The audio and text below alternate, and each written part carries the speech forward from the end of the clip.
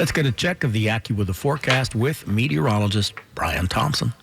With a mostly cloudy sky tonight, we'll have temperatures nearly steady in the low to mid-30s. It will be breezy tomorrow, not as cold with plenty of clouds. A little bit of rain in the afternoon, which could mix with some snow north and west of 287. Tomorrow's high around 43. We'll have a shower or two around tomorrow evening, otherwise mostly cloudy and breezy. We'll drop down to 34 for an overnight low. And Thursday, blustery and cold. We'll have some sunshine, maybe an afternoon snow shower in spots. Thursday's high about 38. And it will still be cold into Friday. Sunshine will mix with clouds. Friday's high will be around 36. And we'll see sun giving way to clouds again heading into Saturday. I'm AccuWeather meteorologist Brian Thompson on New York's weather station. 1010 winds on 92.3 FM. And here we go with him.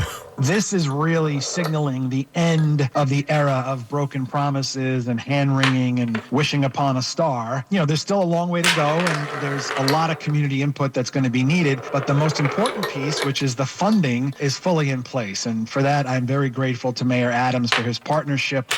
The Parks Department says we can expect a formal announcement on the plans by this Friday. This is what happens when Argentina goes to the dogs recently, setting an unofficial world record for the biggest gathering of golden retrievers in one spot in Buenos Aires. Almost 2,400 barking and, well, dogs being dogs. Don't ask me about cleanup. Ready to bite into some Jaws memorabilia. There's a Jaws auction of two long-lost props after having gone missing for over, believe it or not, 50 years already. In March, Prop Store's Spring Entertainment Memorabilia Live Auction will include the screen and photo match W.W. Greener Harpoon Rifle Mark II, along with a matching case and custom effects made sharp dart used by Quint in the movie.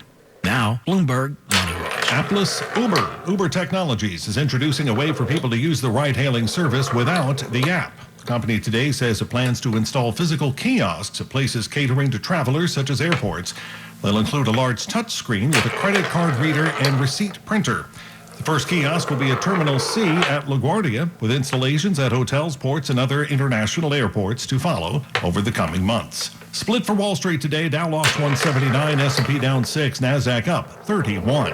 I'm Andrew O'Day, Bloomberg Money Watch on 1010 Wins at 92.3 FM. 1010 Wins. I can get all my news while I drive. I'm really intrigued to see what's going to happen. You know, I tune in about 5 or 6 times a day. 1010 Wins. On 92.3 FM. AccuWeather tonight, mostly cloudy, temps nearly steady, low to mid-30s. Tomorrow, not as cold, breezy, the high 43. A bit of rain in the afternoon. Tomorrow night, a shower or two around as well. Keep it here on 1010 Wins for the latest from AccuWeather. WINS, WINS-FM in HD1 New York. Always live on the free Odyssey app. More people get their news from 1010 Wins and from any other radio station in the nation. John Davis, Service Aide, Suitina Kakar, Editor's Desk. I'm Mario Bosquez. All news, all the time. This is 1010 Wins at 92.3 FM, New York. Good evening. It's 33 degrees at 8 o'clock. I'm Suzanne Colucci, and here's what's happening. Mayor-elect Zoran Mamdani is moving full steam ahead on one of his top priorities, speaking to real estate leaders about getting more affordable housing built. Twin brothers from New Jersey are under arrest, accused of making online threats against the Department of Homeland Security. Catherine Garcia, a top aide to Governor Hochul, is on track to become the new head of the Port Authority. There are updated warnings about real Christmas trees. Firefighters have a new timeline about how long you should keep one. The Brooklyn Public Library has just released its staff-tested list of the favorite books of 2025. Big sports news. Multiple reports say former Mets closer Edwin Diaz has agreed to a $69 million deal with the world champion Los Angeles Dodgers. Tonight, the Knicks play the Raptors. The Rangers take on the Blackhawks. Wins News Time, 8:01. Let's get you where you need to go. Here's Susan Browning. We're going to start off with what you need to know about the bridges and the tunnels. You've got a stalled car on the Brooklyn Bridge moving eastbound heading into that borough. That's on the center span, and that is causing trouble for folks struggling to get over that Brooklyn Bridge. You might want to use the Manhattan Bridge as an alternate until that's cleared away. And the Hudson River crossings, not too shabby. 20 minutes for the Hudson River crossings going outbound for the George Lincoln and the Holland. And here's what we see in Long Island's Big Three. The LIE moving westbound past Main Street. You have the left lane down with a crash. Northern State, I'm not seeing any issues, but the Southern State, eastbound at Belmore, exit 26, a collision taking down at least one lane of traffic. Now I'm seeing a problem on the eastbound Cross Bronx. It's a crash right before the Bronx River Parkway. You've got 2 lanes down and a huge jam up off that bridge. And in New Jersey, at the northbound western spur of the Turnpike at 18W, beware of a center lane stalled truck, and that's causing delays in that spot as well. Susan Browning, 1010 Wins at 92.3 FM. It was a cornerstone of his campaign, and now New York City Mayor-elect Zohran Mamdani is pushing hard for affordable housing, coming along with his controversial plans to keep homeless encampments. The mayor-elect wanted ideas and feedback from real estate leaders on how to build more housing for everyday New Yorkers. Among their concerns, she says, the red tape. And one example that was raised was that you have to go to 4 to 6 agencies just to be able to fill a tree pit in this city. Mamdani was asked if they opposed his plans to end homeless encampment sweeps. The priority? The importance of us reducing the timeline of getting New Yorkers into affordable housing. He criticized Adams' administration policies to that end. Juliette Papa, 1010 Wins on 92.3 FM. Co-op boards in the city will have to tell prospective apartment buyers why they're rejecting them if a new bill introduced by public advocate Jumaane Williams is passed. The public advocate has been pushing for greater transparency from I am very secretive disappointed. co-op boards for 2 years. We have to change the way the industry is interacting with applicants, or we just continue a problem where it is very clear that there has been some bias-based decisions that are made. Opponents say they are rare. Rebecca Poole with the Council of New York Cooperatives and Condominiums said the volunteer co-op boards who must sign off on rejections could be subject to perjury under the bill. One board member is signing that they know everything that went through another board member's mind. It's very problematic. The council speaker, whose term is ending, has yet to schedule the bill for a vote. Marla Diamond, 1010 Wins on 92.3 FM. President Trump's claims he's tackling affordability head-on are being put to the test tonight. He's holding a rally in Mount Pocono, Pennsylvania. It's a campaign-style event. It comes with polling consistently showing public trust in Trump's economic leadership has faltered. After dismal results for Republicans in last month's election, the White House is looking to convince voters that the economy will emerge stronger next year and that anxieties over inflation have nothing to do with Trump. The president has consistently blamed his predecessor, Joe Biden, for inflation, even as his own aggressive implementation of tariffs have pushed prices higher. The Episcopal Diocese of New York is joining Mayor-elect Zohran Mamdani's call to stand up to federal immigration authorities.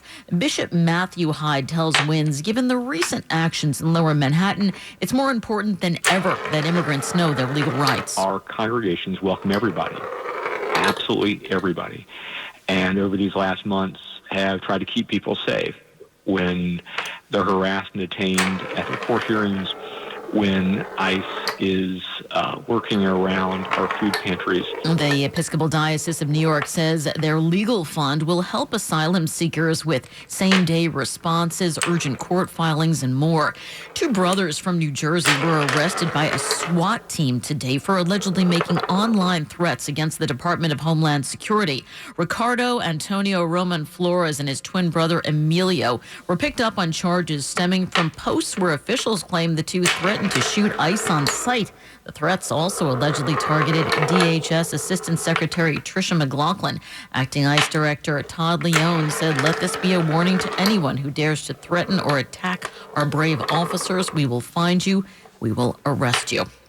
An FDNY podcast, a 9/11 25th anniversary ceremony on Staten Island, and a new health report are just some of the things to come next year for the 25th anniversary of 9/11. To commemorate the 25th anniversary of 9/11, Commissioner Robert Tucker says he's put together a committee immediately, handling all of the details of everything in store come next September. Our 25th anniversary ceremony for all 343 members lost that day, plus the more than 400 who have died of 9/11 related illnesses at the Ferry Hawk Stadium. We expect every seat to be filled. Commissioner Tucker says the promise to never forget will be fulfilled. It is hard to grasp that 25 years have passed since this department's darkest days. Mary Lynn Buckley, 1010 wins on 92.3 FM in St. George. Catherine Garcia, a top aide to Governor Hochul, is set to be named the next executive director of the Port Authority. Garcia, who ran for New York City mayor 4 years ago after serving as the city's sanitation commissioner,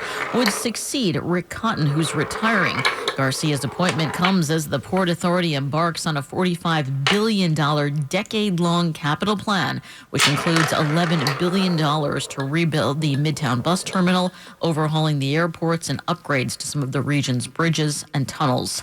A big street redesign in Astoria has been scrapped after it started after several community groups filed a lawsuit and won it. Business owners and others who live and work in the 31st Street area, like Joseph Mirabella with the local business association, successfully argued that the project would create more safety concerns near the elevated subway tracks. To put this bike lane directly next to these stairs, it's literally at a credit card's width away from the subway stairs. Cyclist and resident Alex Duncan thinks the judge was misled in rejecting the plan. Mostly the project is actually not about bike lanes. It's been framed that way by the opposition. The judge also cited FDNY concerns about emergency response if bike lanes were built.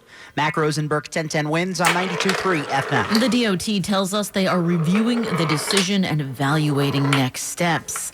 Right now, we are at 32 degrees, and we're expected to hold steady in the low to mid-30s overnight. Traffic and the full AccuWeather forecast are on the way.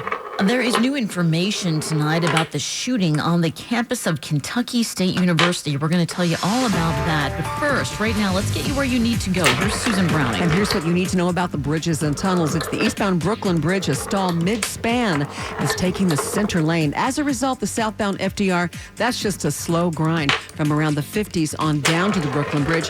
The northbound side of the FDR, a jam up from the 30s up to around the 60s. The other East River crossings, not too bad at all. The Hudson River crossings also looking pretty good. Outbound George, 20 minutes. Coming inbound, minor delays. Ditto for the Lincoln and the Holland, not seeing a real issue there. Here's what we see on Long Island's Big 3. The LIE westbound just past Main Street. That left lane crash was there, and it's cleared away. Ditto for the problem on the Southern State eastbound at Belmore. That's exit 26. We had a collision there that was taking down a lane. That's been cleared away too. Northern State, not seeing any major troubles there. Still in the Bronx, a two-car crash taking 2 lanes on the eastbound cross Bronx. That's before the Bronx River Parkway. So it's a real slow ride coming off that George Washington Bridge and coming eastbound on the cross Bronx. Susan Browning, 1010 wins at 92.3 FM. Let's get a check now of the AccuWeather forecast. Here's meteorologist Brian Thompson. It's going to stay mostly cloudy throughout tonight. Temperatures nearly steady in the low to mid-30s, so we won't see temperatures plummet into the teens like we saw last night. And kind of along the same lines, tomorrow's not going to be as cold of a day as we've had it the past couple of days. It will be breezy with a good deal of clouds, maybe a bit of rain in the afternoon, which could mix with some snow northwest of 287. Tomorrow's high around 43. A shower or two around tomorrow evening, otherwise mostly cloudy and breezy, a low 34. And for Thursday, blustery and cold with some sunshine, maybe an afternoon snow shower in spots.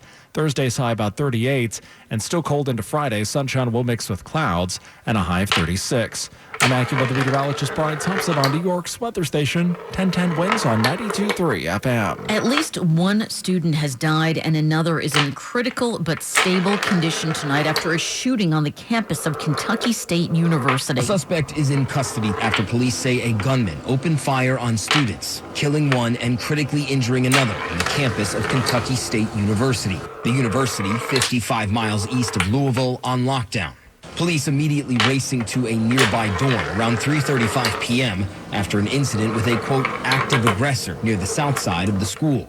An official briefed on the situation, telling ABC News the shooting was caused by a personal dispute. And that was correspondent Matt Rivers. Kentucky Governor Andy Beshear says he took to X asking people to pray for those affected. Pope Leo criticizing the Trump administration today over its proposal for ending Russia's war in Ukraine. At his vacation home south of Rome, the Pope hosted Ukrainian leader Volodymyr Zelensky, and reporters later asked the pontiff about a U.S. peace plan seemingly sidelining European nations. He said seeking a deal without including Europe in the talks is unrealistic, and the Pope appeared to address a broader question about the Trump administration's views on relations with Europe. Trying to break apart what I think needs to be a very important alliance today and in the future. Zelensky is re-upping a strong refusal to cede any territory to Russia in a peace deal. President Trump tells Politico Kyiv has to face the reality that Moscow has the upper hand. Sagar Meghani, Washington. So many of us love them, but live Christmas trees can be dangerous. So officials in Nassau County have some key warnings. It's scary. In just a few seconds, this entire room went up in flames after faulty lights caused a live Christmas tree to catch on fire. It's only a demonstration, but Nassau County Fire Marshal Michael Utero says it can easily become real in someone's home. Trees don't just spontaneously combust. There's usually something that leads to it. And that's why we have these examples of these frayed Christmas lights. He says the single most important thing you could have in your home is a smoke detector. If you have to shake the lights for half the set to come on, probably a problem, throw them out. And only 2 weeks. He says that's how long you should keep a live Christmas tree in your house before it becomes too dry. Sophia Hall, 1010 Wins on 92.3 FM on Long Island. One of New York City's most iconic streets will be closed to cars and open to pedestrians taking in the holiday sights starting this weekend. Fifth Avenue will be car-free from 48th Street to 57th on Sunday from noon to 6 p.m. as part of the Holiday Open Streets program. It's the 4th annual day of closures, and it's intended to make it easier for people to take in all the sights like the iconic Rockefeller Center Christmas tree and the Saks Fifth Avenue light show. The Brooklyn Public Library has just released its list of the year's favorite books. According to them, it's a staff-curated mix of fiction, poetry, memoirs, kids' books, and lots more. Brooklyn Library spokesperson Fritzi Bodenheimer tells Wins. When I read the list, to begin with, I spend more time reading the comments than really about the title of the book. It's just such a fascinating way to select your next thing to read. The annual roundup is very diverse. You can see a full list by heading to the Brooklyn Library's website.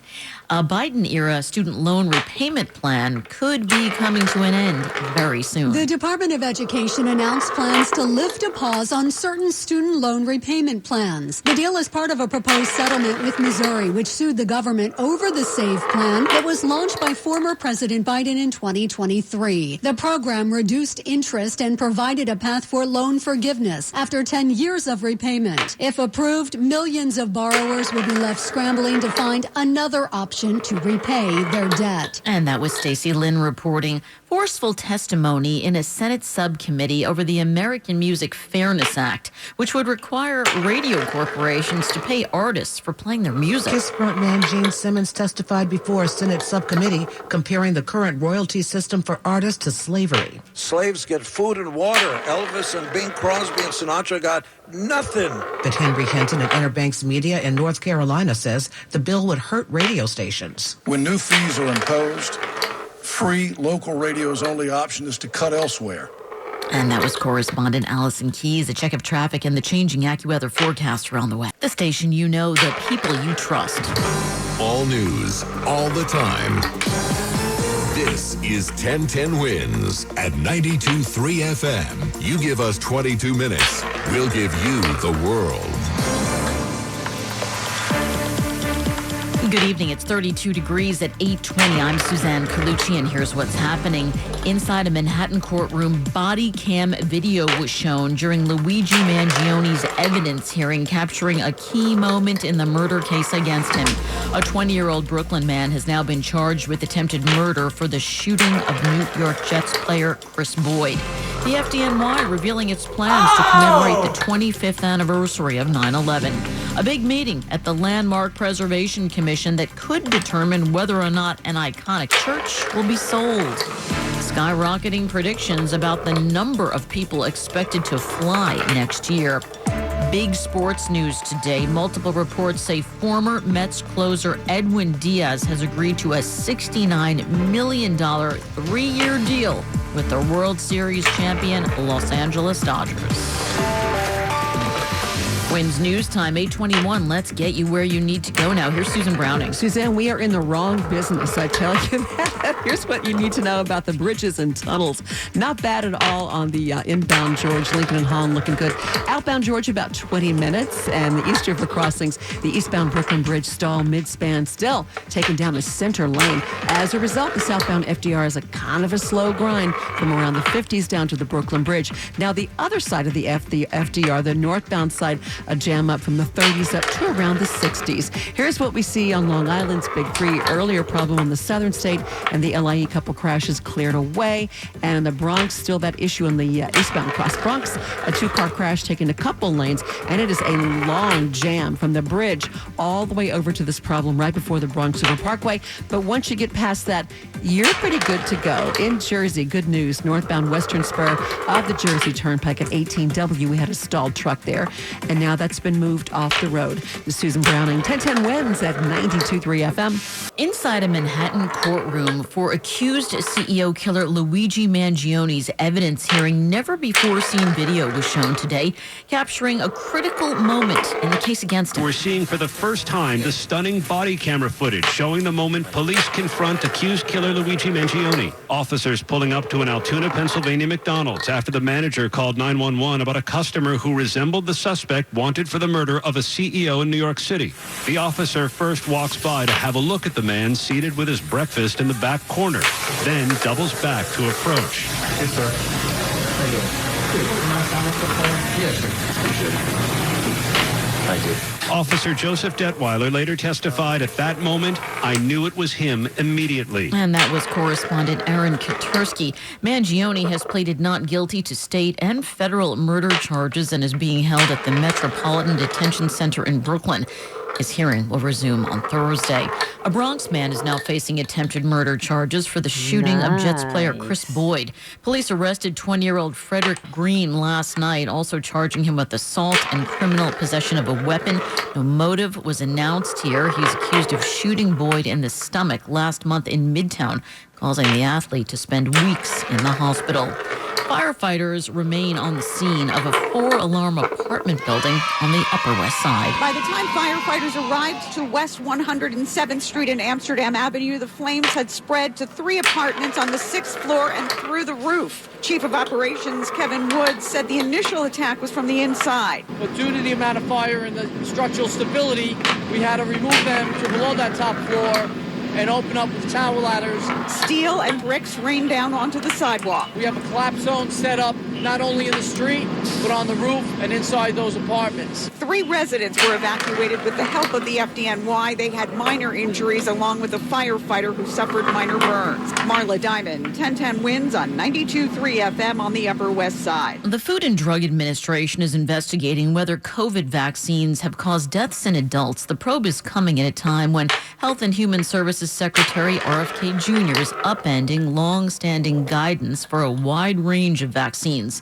A spokesperson says the FDA is doing a thorough investigation across multiple age groups. Numerous studies have shown that COVID vaccines are safe, but Kennedy has repeatedly called the safety and efficacy of the shots into question. He also canceled hundreds of millions of dollars in funding for mRNA vaccines. That's the technology behind the Moderna and Pfizer COVID shots. 2 competing proposals to deal with the increasing cost of health insurance plans are now on offer in the Senate. The Republican proposal now emerging in the Senate would inject federal dollars into health savings accounts, money that people on the exchanges could then use to offset the cost of high-deductible plans. Top Senate Republican John Thune says it also includes other Obamacare reforms. The proposal we will put out there will actually drive premiums down. But Minority Leader Chuck Schumer calls it a phony proposal. It would raise costs for the American people. He's pushing a 3-year extension of expiring subsidies, a plan Republicans will block. Stephen Portnoy, ABC News, Washington. We are at 32 degrees. We're expected to hold there tonight in Midtown. And right now, it's time for Bloomberg Money Watch. Dollar General stores agreeing to pay over $1.5 million to resolve claims that it overcharged customers in some Pennsylvania stores by ringing up higher prices at the cash register than those posted on store shelves. Dollar General has 900 stores in that state, 20,000 across 48 states. A decision tomorrow on interest rates from the Fed. It's expected to lower those rates again. Stocks ended the day mostly lower on Wall Street, not by much. The Dow lost 179. That's 1/3%. The Nasdaq was higher by 31, and the S&P lost 6. I'm Tom Busby. Bloomberg Money Watch on 1010 Wins at 92.3 FM. 1010 Wins. I love that I get the news without the bias. I totally trust what they say. All news, all the time. 1010 Wins. On 92.3 FM. The holiday season is here, and toy collection boxes are still empty. To find a drop-off location, go to toysfortots.org. 1010 Wins, because we are better together. AccuWeather says for tonight, mostly cloudy, temps steady around the mid-30s to low 30s, right where we are now.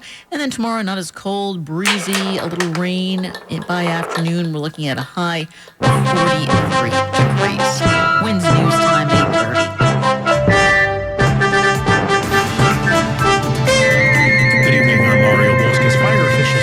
A special ceremony is planned for their fallen brothers and sisters on 9/11 as part of the 25th observance. The FDNY has big plans to commemorate the 25th anniversary at 9/11. Commissioner Robert Tucker says there'll be a special ceremony at Ferry Hawk Stadium in Staten Island. For all